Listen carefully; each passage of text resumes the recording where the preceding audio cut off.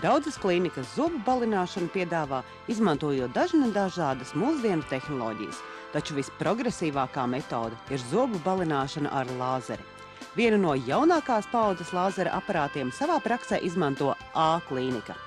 Šis lāzeris īstenībā ir diezgan universāls, jo atšķirībā no pārējiem lāzeriem, teiksim, kas ir CO2 un īsāku viļņu un garāku, vai ne, viņam ir diezgan specifiska lieta tā, kad viņu var konkrēti regulēt frekvenci, viļņa garumu un līdz ar to izdarīt ļoti daudz procedūras. Ja. Protams, arī šeit ir ietverta tā saucamā zobu balināšana, ja, kas notiek ar šo lāzeri. Ar šo lāzeri var īpatnība ir tā, ka ļoti maza jūtība ir pēc zobu balināšanas. Var balināt nevis visus zobus, kā ir bieži vien ar saucamajām diožu lampām, kur liek tā kā pilnai zobrindai virsū, ja, teiksim, un staro, bet šeit var izbalināt arī konkrēti vienu zobu. Tātad balināšanā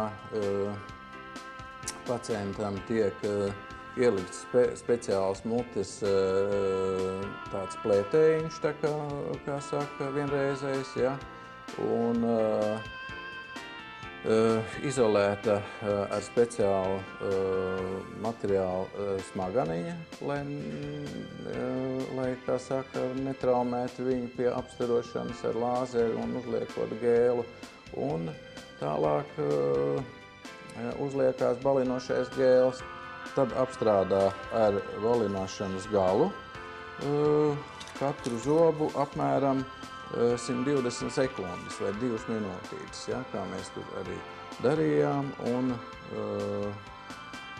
pēc katra zoba 2 minūtītes apstrādāšanas mēs noskalojam nost gēlu un paskatāmies efektu, kādi ir, ja, vai pacientam liekas, kad ir pietiekoši balts vai dakterim vai ne, arī, jo pirms tam mēs to krāsu paskatāmies iepriekš, kad sāk pacients balināt, mēs uz speciālas skalas paskatāmies, kādi ir pirms tam un kādi ir pēc balināšanas. Līdz ar to arī pacients var pēc tam redzēt to starpību, ja, kāda ir. Un tad, ja ir vajadzība, tad uzklājam otro reizi balināšanas gēlu un atkal 100–120 sekundes ar lāzeri apstrādājam ar kā saka, rotējošām kustībām zobiņu, ja, teiksim, un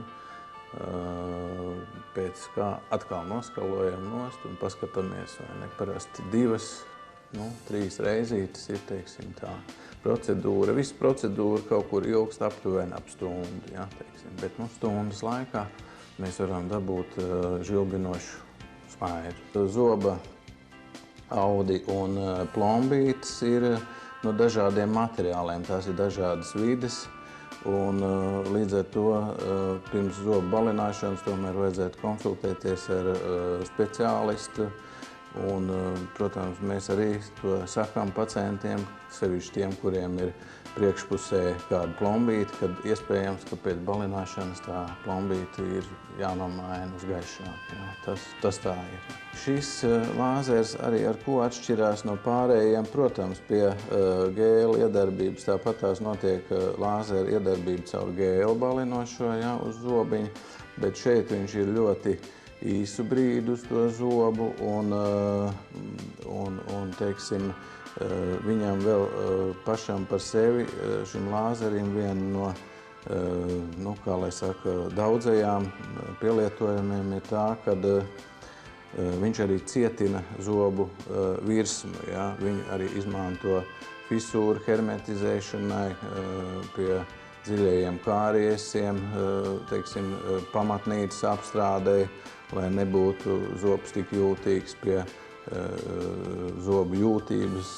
Tāpēc es saku, viņš ir ļoti universāls, ja, kad ar viņu ne tikai balina, ķirurģijā griež, ja, teiksim, endodontijā arī viņu pielieto kā zobu kanālu ārstēšanu, ja, jo mēs arī visi zinām, ka zobu kanāla ārstēšana ir diezgan darbietilpīgs un sarežģīts process, un šeit ir speciāls šim lāzerim stiegras, kuras ļoti tieviņas, kuras, teiksim,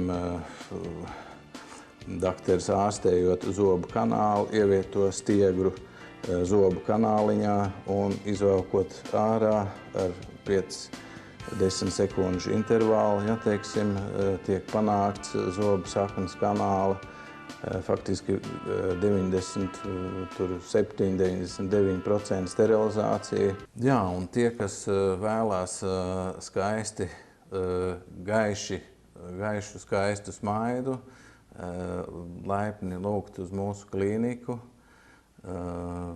uz speciālistu konsultāciju, pēc kuras mēs jums palīdzēsim iegūt šo smaidu.